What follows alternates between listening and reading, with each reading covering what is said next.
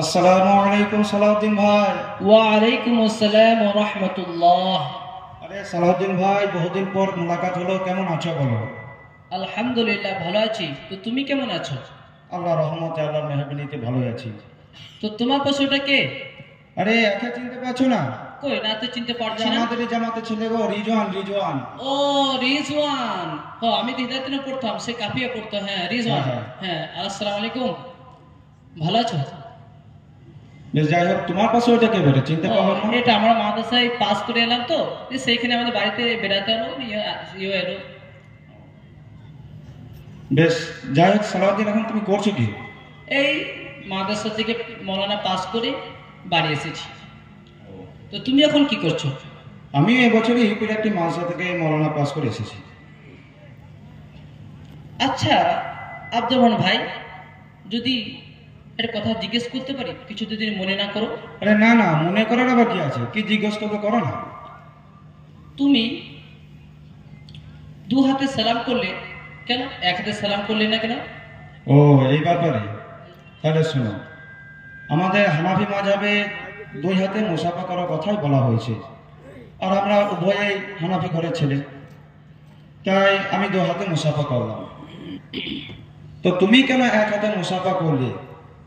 তুমি আমাকে সেটা জবাব দাও, কারণ তুমি তো সে হানাফি ঘরের ছেলে, তুমি অকর্ম কাজ কেন করলে? ঠিকই ধরেছ, তাহলে উত্তরটা শোনো। যদিও আমি হানাফি ঘরের ছেলে, তবু আর হানাফি মতে চলি না, কারণ আমি সালাফি মাদ্রাসায় পড়াশোনা করেছি। সেখানে হাদিস কোরআন পড়ে ওস্তাদের সহবতি থেকে বুঝতে পেরেছি যে হানাফিদের অধিকাংশ আমল দইফ হাদিসের ভিত্তিতে প্রতিষ্ঠিত, আর সালাফিরা কেবল সহিহ হাদিসের উপরে প্রতিষ্ঠিত থাকে। ঠিক শুধু তাই নয়, আগে আমি ফরজ নামাজ পড়ে দোয়া করতাম, কিন্তু এখন আর করি না, কারণ নবীজি সাল্লাল্লাহু আলাইহি সাল্লাম ফরজ নামাজে পড়ে দোয়া করেননি, তাই আমরাও ফরজ নামাজে পড়ে দোয়া করি না। বেশ বেশ, যাই হোক, যাক, ঠিকই আছে। তুমি এক হাতে মুসাফা করো বা দুই হাতে মুসাফা করো, তাতে কোনো আমার আপত্তি নেই, কেন সেই মতভেদটি ফরজ ওয়াজিবকে নিয়ে নয়, বরং মুস্তাহাবকে নিয়ে।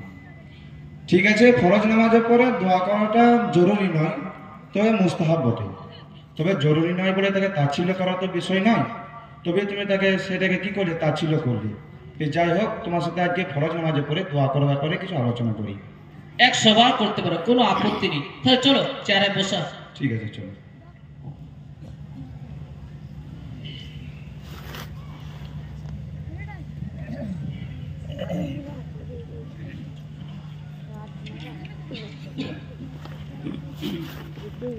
আচ্ছা সালাউদ্দিন, তোমরা ফরজ নামাজের পর দোয়া করো না কেন? ফরজ নামাজের পরে দোয়া পড়ে ফেলি। আগে তুমি বলো, তোমার যে তখন থেকে দোয়া দোয়া করে চিৎকার করছো, সেই দোয়া গুরুত্ব কথা হাদিসে কোরআনে কোথাও আছে কি? অবশ্যই আছে। কোথায় বলো? তাহলে তুমি শুনো। তিরমিজি শরীফের মধ্যে একটি হাদিসে বর্ণিত রয়েছে যে আল্লাহ রাসূল সাল্লাল্লাহু আলাইহি সাল্লাম ইরশাদ করেছেন, দোয়া নফল ইবাদত, দোয়া হচ্ছে ইবাদতের মগজ। এবং আবু দাউদ ও তিরমিজি শরীফে হাদিসে একটি বর্ণিত রয়েছে যে রাসূল করিম সাল্লাল্লাহু আলাইহি সাল্লাম ইরশাদ করেছেন, দোয়া হুয়াল ইবাদত, দোয়া হচ্ছে প্রকৃতির ইবাদত। তাই উক্ত হাদিসের বাণী থেকে বোঝা গেল যে দোয়া হচ্ছে ইবাদতের মগজ। তাই এই দুটি বাণী দোয়া গুরুত্বের জন্য যথেষ্ট। ঠিক আছে, দোয়া গুরুত্ব কথা বুঝলাম। এবার তুমি বলো, দোয়া করার নির্দেশ হাদিসে কোথাও আছে কি? অবশ্যই আছে। তাহলে তুমি শুনো। আল্লাহ রাসূল সাল্লাল্লাহু আলাইহি সাল্লাম বলেছেন যে তোমরা আল্লাহর কাছে প্রার্থনা করো, দোয়া করো, আল্লাহ তোমাদের দোয়াকে কবুল করবে। এবং যারা অহংকারগ্রস্ত দোয়া থেকে মুখ ঘুরিয়ে নেয়, তারা অতি সত্বর লাঞ্ছিত হয়ে জাহান্নামের মধ্যে দাখিল হবে। আরেকটি হাদিসে বর্ণিত রয়েছে যে রাসূল করিম সাল্লাল্লাহু আলাইহি সাল্লাম বলেছেন যে ব্যক্তি আল্লাহর নিকটে দোয়া করে না, আল্লাহ তাবারক ওয়া তাআলা সেই ব্যক্তির উপর রাগান্বিত হয়ে থাকেন। তাই এই বাণী দুটিতে দোয়া করার নিষেধ পরিষ্কারভাবে উল্লেখ করা হয়েছে। ঠিক আছে, বুখারী শরীফে নামাজে পড়ে দোয়া কথা বলা হয়েছে কি? অবশ্যই বলা হয়েছে। শুধু তাই নয়, কোথায় বলা হয়েছে?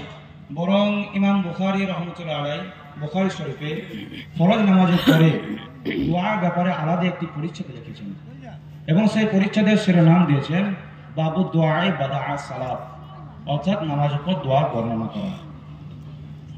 ঠিক আছে, এবার বলো তো হাত তুলে দোয়া করতে হবে এই কথা কোন হাদিস আছে? আরে এটাও তুমি জানো না? না জানি না তো, দেখি বলি। আরে ফাজুল বিয়া কিতাবে বহু হাদিস আছে, তার মধ্যে একটি উল্লেখ করছি। আল্লাহ রসুল যখন দোয়া করতেন তখন তিনি দুটি হাত উঠাইতেন এবং দোয়া শেষে নিজের চেহারা মুবারককে নিজের হাত দিয়ে মাসা করতেন। তাই উক্ত হাদিসটাতে দোয়ার ফজিলতে কথা বলা হয়েছে, তাই আমরা হাত তুলে দোয়া করি।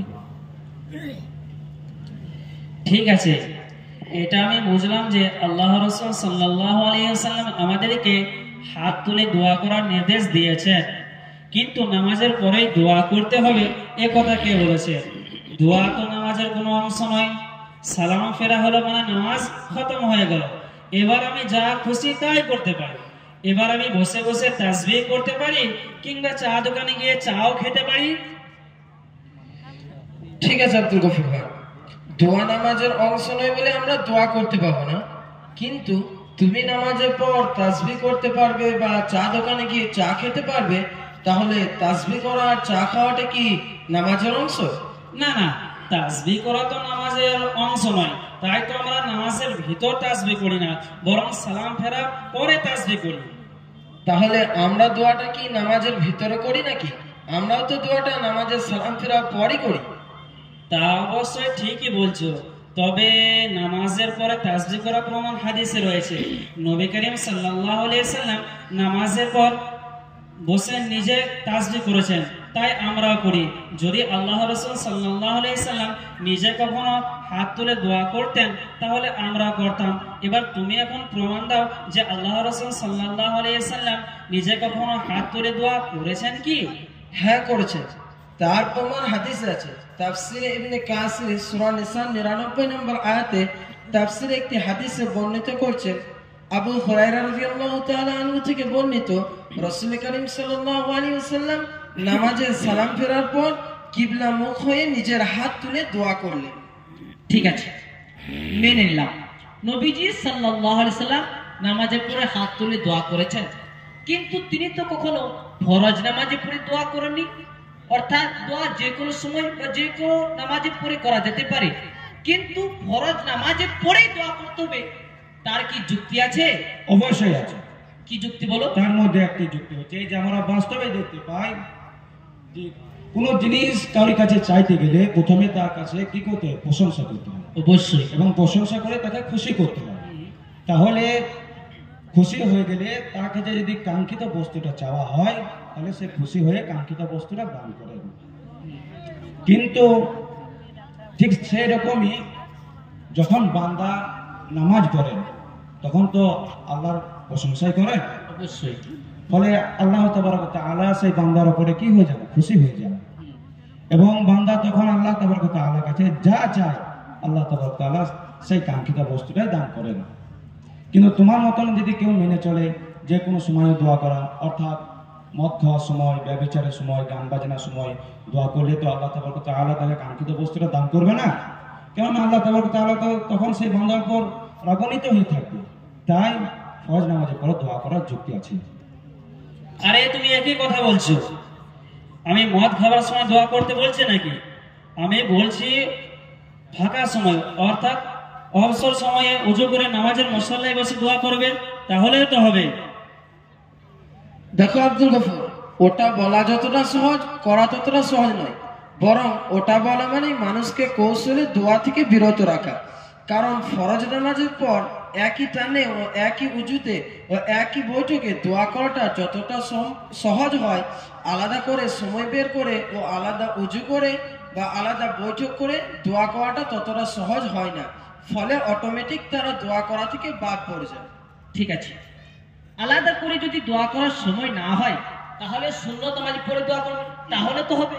ও, তখন তোমার জবাব বলবে যে সুন্নত নফলে পরে দোয়া করার প্রমাণ কি আছে দেখাও। আসলে কি জানো তো, তোমার আর না দোয়াটাকে বন্ধ করতে চাই না তা বলবো কেন, সুন্নত নফল উপর দোয়া করলে আমাদের কোনো আপত্তি নেই ভাই। দেখো ভাই সালাউদ্দিন, সাধারণ মানুষ তো দোয়ার একটা লফজও জানে না। হ্যাঁ তা অবশ্যই। একা একা দোয়া করলে তাদের দোয়াটা কি হয়ে যায়, অপূর্ণাঙ্গ হয়ে যায়। কিন্তু ইমাম সাহেবের সঙ্গে ফরজ নামাজের পর দোয়া করলে তাদের দোয়াটা কি পূর্ণাঙ্গ লাভ করে। ঠিক আছে, ফরজ নামাজের পর দোয়া করা আর কোনো যুক্তি কথা আছে? হ্যাঁ অনেক আছে। তার মধ্যে একটা হচ্ছে সব কাজেরই একটা উপযুক্ত সময় থাকে, সেই সময়টা পেরিয়ে গেলে তা করা আর সম্ভব হয় না, বা তা করার কোনো চাহিদা থাকে না, বা তাতে কোনো মজা থাকে না। যেমন কেউ যদি বলে যে বর্ষাকালেই চাষ করতে হবে, তার কোনো মানে নেই, পরে যে কোনো সময় চাষ করলেও হবে, কথাটা ঠিক, কিন্তু পরে কি চাষ করাটা সহজসাধ্য হবে? হবে না, ফলে চাষ করাটাই বাদ পড়ে যাবে। অনুরূপভাবে কেউ যদি বলে জামাইকে বিবাহের পরেই অষ্টমঙ্গলা করতে হবে, তার কোনো মানে নেই, পরে যে কোনো সময় অষ্টমঙ্গলা করলেও হবে, কথাটা ঠিক, কিন্তু পরে কি অষ্টমঙ্গলা করানোর আর চাহিদা থাকে না, না। অষ্টমঙ্গলা করার মজা থাকে? না না, একদম মজা থাকে না। কোনোটাই থাকে না, ফলে অষ্টমঙ্গলাটাই বাদ পড়ে যায়। মোট কথা সব কিছু যথা সময়ে ও গরমে গরমেই ভালো, তেমনি ফরজ নামাজের পর দোয়াটা গরমে গরমেই ভালো, ঠান্ডা পড়ে গেলে আর হয় না। দেখো রিজওয়ান, ওগুলো তো তোমার যুক্তি কথা হলো, শরীয়তের ক্ষেত্রে তো যুক্তি দলিল প্রাধান্য পাবে না। তাই তুমি আগে কোরআন হাদিসের নকলি দলিল দাও, তারপর আকলি দলিল দেবে, অর্থাৎ যুক্তি দেবে। রিজওয়ান, আগে তুমি ইটের গাঁথুনিটা করো, তারপর না হয় প্লাস্টার করবে। ইটের গাঁথুনি ছাড়া যেমন প্লাস্টার টিকে না, তেমনি নকলি দলিল ছাড়া যুক্তিও টিকবে না। তাই তুমি আগে কোরআন হাদিস থেকে দলিল দাও। দেখো আব্দুল গফুর, এতক্ষণ তুমি আমার কাছে ফরজ নামাজের পর দোয়া করার যুক্তি চাইলে, তাই আমি যুক্তি দিয়েছি। এবার যদি তুমি বলো কোরআন হাদিস থেকে দলিল চাও, তাহলে তাও দিতে পারি। তাহলে তুমি আগে বলো যে কেমন দলিল। আসলে যে কাজটা আল্লাহ রাসূল সাল্লাল্লাহু আলাইহি সাল্লাম নিজে করেছেন, কেবল সেটাই আমরা করব, আর যেটা তিনি করেননি সেটা আমরা করব না, এটাই আমাদের মূলনীতি। এবার আমরা হাদিসে দেখেছি যে আল্লাহ রাসূল সাল্লাল্লাহু আলাইহি সাল্লাম ফরজ নামাজের পর দোয়া কখনোই করেননি, তাই আমরাও করি না। এবার তোমার হাতে যদি ফরজ নামাজের পর স্বয়ং নবীর দোয়া করা কোনো প্রমাণ থাকে, তাহলে বলো, তখন আমরাও করব। ঠিক আছে আব্দুল গফুর, তুমি তোমার এই মূলনীতির ওপর টিকে থাকতে পারবে তো? অবশ্যই পারবো, আমরা তো সবসময় এই মূলনীতির ওপরেই টিকে আছি। তাই নবী যেটা করেছেন সেটাই আমরা করি, আর যেটা তিনি করেননি সেটা আমরা করি না। কোন ব্যাপারে আমরা এই মূলনীতি ভঙ্গ করেছি বলো? অনেক ব্যাপারে তোমরা এই মূলনীতি ভঙ্গ করো। যেমন রাসূল করিম সাল্লাল্লাহু আলাইহি সাল্লাম ঘুম থেকে উঠে ওযু করেননি, কিন্তু তোমরা ঘুম থেকে উঠে ওযু করো। আবার রাসূল করিম সাল্লাল্লাহু আলাইহি সাল্লাম নিজে সারা জীবনে একবারও আজান দেননি, কিন্তু তোমরা দিনে 5 ওয়াক্ত আজান দিয়ে থেকো। তাহলে তাই সময় কম, তাই কয়েকটা মাত্র উল্লেখ করলাম। এভাবে এমন অনেক কাজ আছে যা নবী করিম সাল্লাল্লাহু আলাইহি সাল্লাম নিজের জিন্দেগিতে অতিবাহিত করার সময় করেছেন, কিন্তু তোমরা তা করনি। আবার এমন অনেক কাজ আছে যা নবী করিম সাল্লাল্লাহু আলাইহি সাল্লাম নিজের জিন্দেগি অতিবাহিত করার সময় করেননি, কিন্তু তোমরা করো। কথাগুলো ঠিকই বলেছো, তবে এগুলি কোনো কারণ থাকবে, সেগুলো আমি তোমাকে পরে বলবো। আরে পরে তুমি অন্যগুলো বলবো, আগে তুমি আমাকে একটা কথার উত্তর দাও যে রাসূল করিম সাল্লাল্লাহু আলাইহি সাল্লাম সারা জীবনে একবারও আযান দেননি, পক্ষান্তরে তোমাদের মূলনীতি ভঙ্গ করে তোমরা দিনে 5 বার আযান দাও কেন?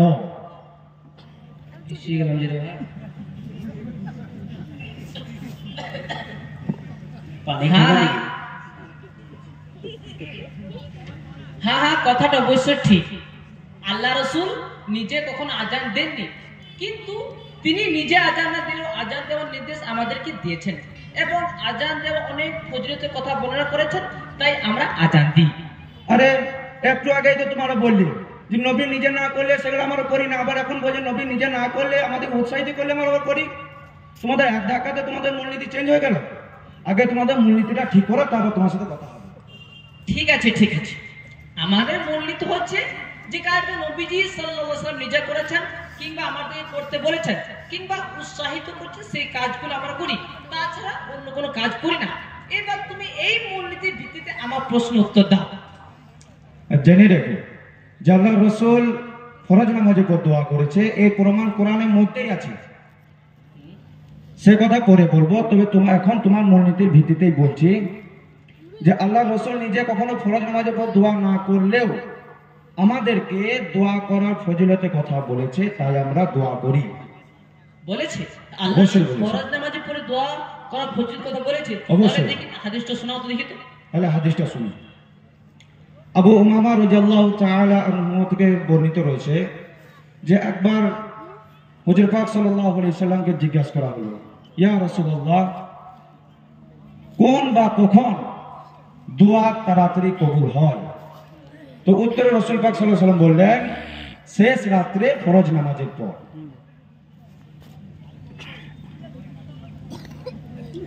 ঠিক আছে, মেনেই নিলাম ফরজ নামাজের পর দোয়া করা মুস্তাহাব, কিন্তু প্রত্যেক ফরজ নামাজের পরে দোয়া করতে হবে, এ কথা কোন হাদিসে আছে? আরে ভাই, এ কথা হাদিসে নেই বলেই তো আমরা দোয়া করাকে মুস্তাহাব বলছি, না ছাড়া তো সুন্নাতে মুআক্কাদা বা ফরজ বল।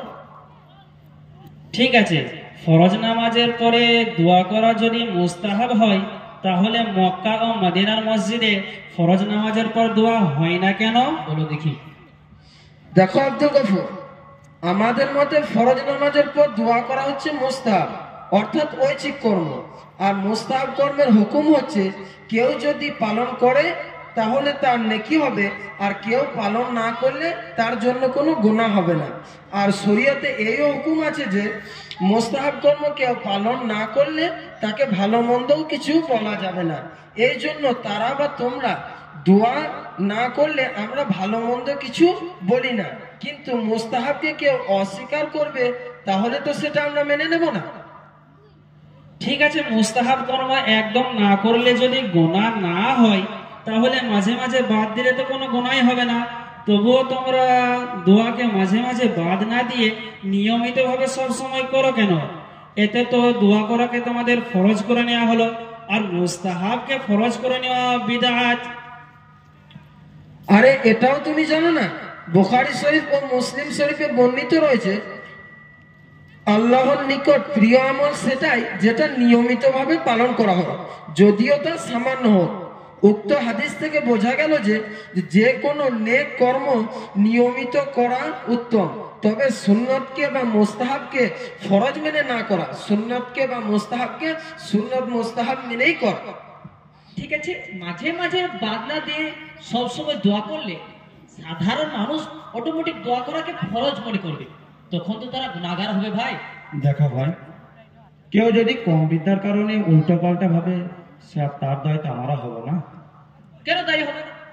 তোমরা উল্টা পাল্টা ভাবার মতো পরিস্থিতি তৈরি করবে, আর দায়ী হবে না কেন?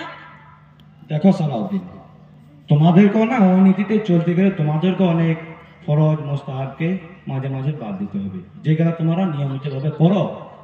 যেরকম নিয়মিতভাবে তোমরা দিনে 5 বার আজান দাও, অতি ভোরে ফজর পড়ো, তারপরে আজানে জবাব দাও, নামাজ দাঁড়ানোর আগে তোমরা ইকামত দাও। তবে তোমাদের এই কর্মগুলো দেখে তো সাধারণ মানুষ তো ফরজ ভাবে, তারা তো বিদআতের মধ্যে জড়িত হবে, ঠিকই না? তো তাদের আকীদা ঠিক রাখার জন্য তোমাদেরকেও মাঝে মাঝে আজান বন্ধ রাখতে হবে, বাবরি কাঠ চুল কাটতে হবে, দেরি করে ইফতার করতে হবে, তারপর আজানে জবাব বন্ধ করতে হবে, তাই তো?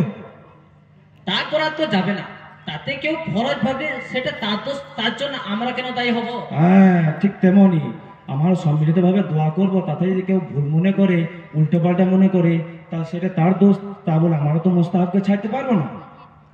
ঠিক আছে, ঠিক আছে, মেনে নিলাম ফরজ নামাজের পর নিয়মিতভাবে দোয়া করা উত্তম, কিন্তু ফরজ নামাজের পরে দোয়াটা একা একা করলেও তো হবে, একসাথে এই যে তোমরা সম্মিলিতভাবে দোয়া করো, এইরূপ কোনো হাদিস আছে?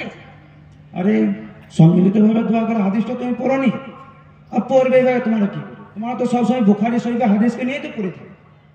বুখারী শরীফের বাইরে যে লক্ষাধিক হাদিস পড়ে রয়েছে, সেইগুলোর দিকে তোমরা খেয়ালই রেখো না। আসলে তোমরা কিরকম জানো তো, তোমরা কলকাতা গিয়ে বড় বাজাতে ঘুরে চলে এসো, তারপরে এসে বলে যে কলকাতাতে পাতাল রেল নেই।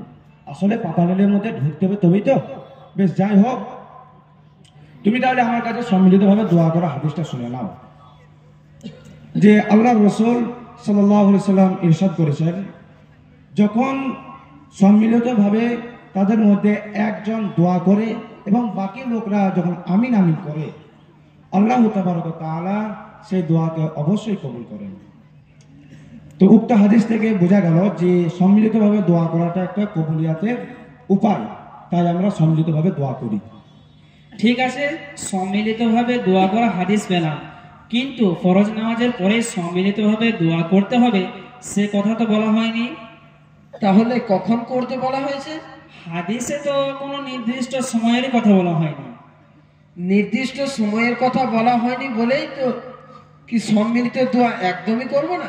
না না, করতে হবে। তাহলে কখন করব বলো তো? যে কোনো সময় করতে পারো। ফরজ নামাজের পরের সময়টা কি যে কোনো সময় নয়? তা অবশ্যই বটে। তাহলে ফরজ নামাজের পর দোয়া করা কি নিষেধ আছে?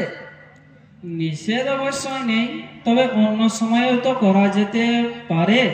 তবুও তোমরা ফরজ নামাজের পরেই করো কেন? অন্য সময়ে করা যেতে পারে, কিন্তু দুটি কারণে আমরা ফরজ নামাজের পর সম্মিলিত দোয়া করি। যথা আল্লাহ রসুল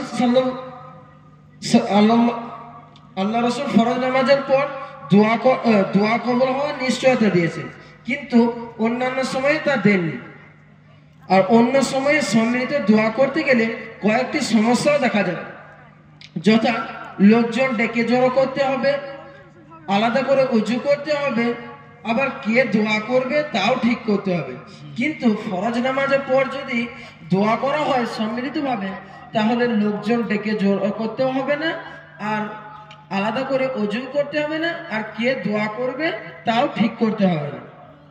রিজন হয়, কথাটা তোমার ফেলার নয়, তবে বিনা সমস্যায় অন্য সময়ে সম্মিলিতভাবে দোয়া করা কি সম্ভব নয়?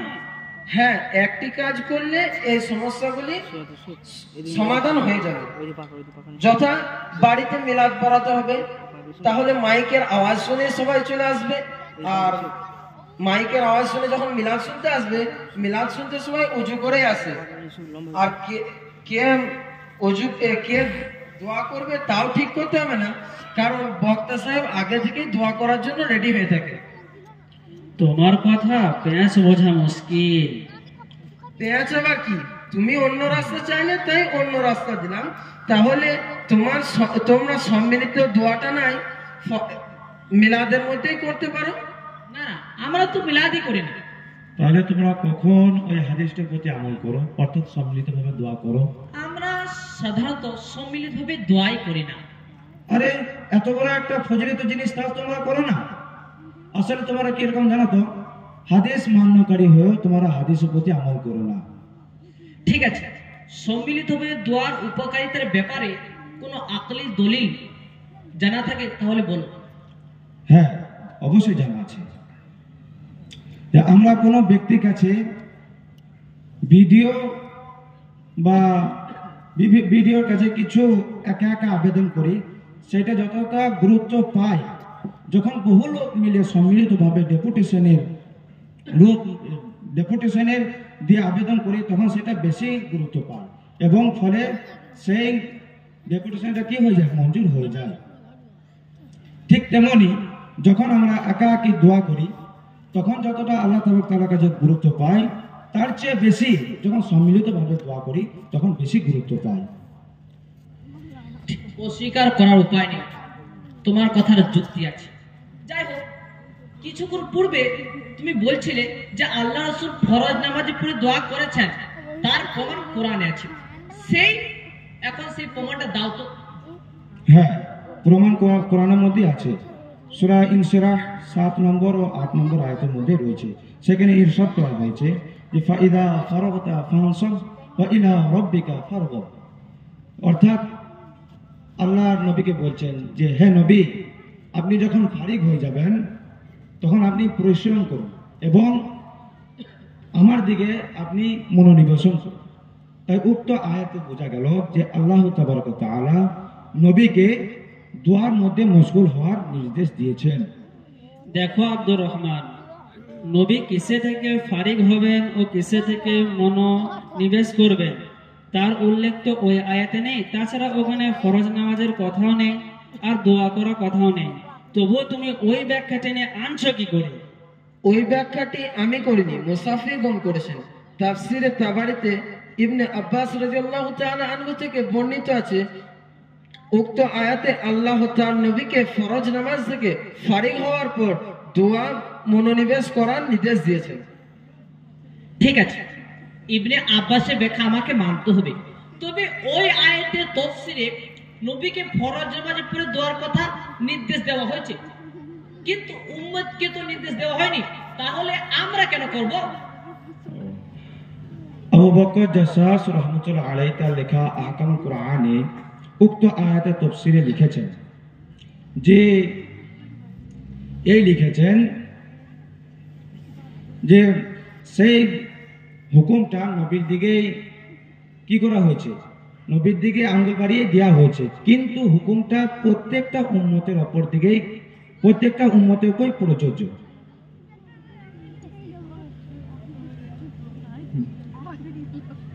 না, তা অবশ্যই বলবো। কথাটা আমার ক্লিয়ার হলো না। তাহলে কি তুমি নবীকে আল্লাহর নির্দেশ অমান্য করে বলতে চাও? না, তা অবশ্যই বলবো না।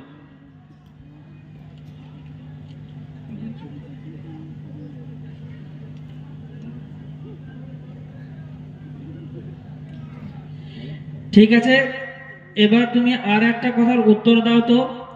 পৃথিবীর সেরা মসজিদ হচ্ছে কাবা ঘর। সেই কাবা ঘরের ইমাম সাহেব ফরজ নামাজের পর সম্মিলিতভাবে হাত তুলে দোয়া করেন না, তার অনুসরণে আমরাও করি না, কিন্তু তোমরা তাকে অনুসরণ করো না কেন? তাহলে তুমিও একটা কথার উত্তর দাও তো। পৃথিবীর সেরা মসজিদ কাবা ঘরের ইমাম তারাবির নামাজ 20 রাকাত পড়েন, তার অনুসরণে আমরা 20 রাকাত পড়ি, কিন্তু তোমরা তাকে অনুসরণ করে 20 রাকাত পড়ো না কেন? এর উত্তর অবশ্যই আমার কাছে নেই।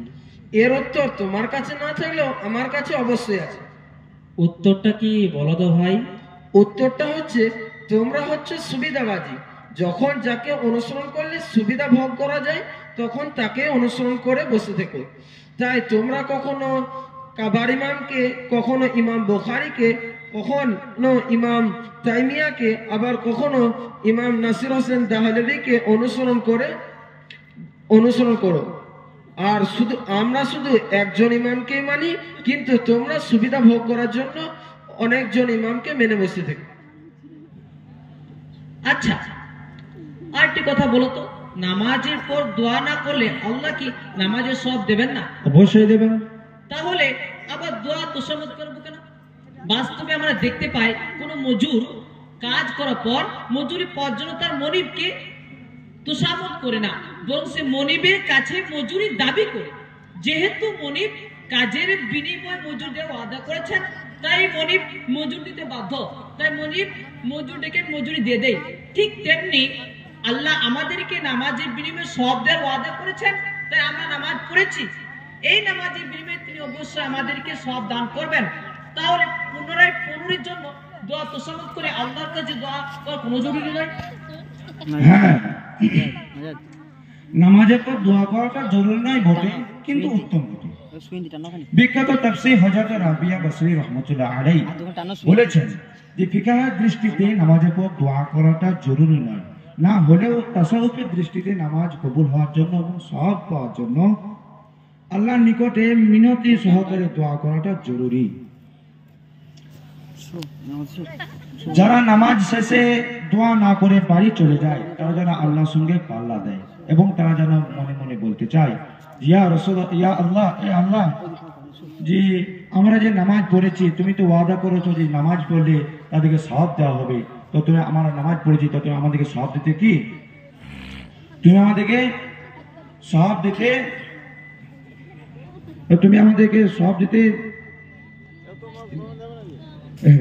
তুমি আমাদেরকে সওয়াব দেওয়ার কি সওয়াব তোমাকে দিতেই হবে। তখন তাহলে তো সালাউদ্দিন এরকম করলে তো আল্লাহ তাআলাকে কি করা হবে? অহংকার তো দেখানো হয়েছে। আর আল্লাহ তাআলাকে অহংকার দেখালে আল্লাহ বান্দার অহংকারকে একবারে পছন্দ করেন না, বরং বান্দার কাকুতি মিনতিকে পছন্দ করেন। সত্যি কথাটা ভাবার মতো। ঠিক আছে, ওটা ছাড়া আর কোনো আকলিল দলিল তোমার কাছে আছে? তাহলে বলো, আমার সকল ধাতা ঘুচে যাবে। ও তাহলে শোনো, খেয়াল করে দেখবে, আসলে যারা নামাজে পড়ে দোয়া করে না, তাদের জীবনে আর দোয়া করার সুযোগই হয় না। আর একা একা দোয়া করলে তার মধ্যে দোয়ার কোনো মানসিকতাও থাকে না এবং মজাও থাকে না, ফলে তারা দোয়া থেকে বঞ্চিত হয়ে যায়। সত্যি আব্দুর রহমান, তোমার যুক্তিগুলো ফেলার নয়, বাস্তবিক আমরাও দোয়া করা থেকে বঞ্চিত ছিলাম। যাই হোক, আর কোনো আকলি দলিল তোমার কাছে থাকলে সেটাও আমাদেরকে বলো, আমাদের সকল ধাঁধা ঘুচে যাক। তাহলে শোনো আব্দুল গফুর, ইবনে মাজাহ শরীফে বর্ণিত রয়েছে, রাসূল করিম সাল্লাল্লাহু আলাইহি ওয়াসাল্লাম ইরশাদ করলেন, যখন কোনো মুসলমানের চোখ থেকে আল্লাহর ভয়ে অশ্রু ঝরে, যদিও তা মাছির মাথার চেয়েও ক্ষুদ্র হয়, তখন আল্লাহ তাআলা তার জন্য জাহান্নামকে হারাম করে দেন। তিরমিজি শরীফে বর্ণিত রয়েছে, রাসূল করিম সাল্লাল্লাহু আলাইহি ওয়াসাল্লাম ইরশাদ করলেন, দুটি চোখকে জাহান্নামের আগুন কখনো স্পর্শ করতে পারবে না, যথা যে চোখ আল্লাহর ভয়ে কাঁদে আর যে চোখ আল্লাহর রাস্তায় জীবন অতিবাহিত করে। উক্ত হাদিস থেকে বোঝা গেল যে জাহান্নামের আগুন থেকে বাঁচার একটি সহজ উপায় হচ্ছে আল্লাহর ভয়ে কাঁদা।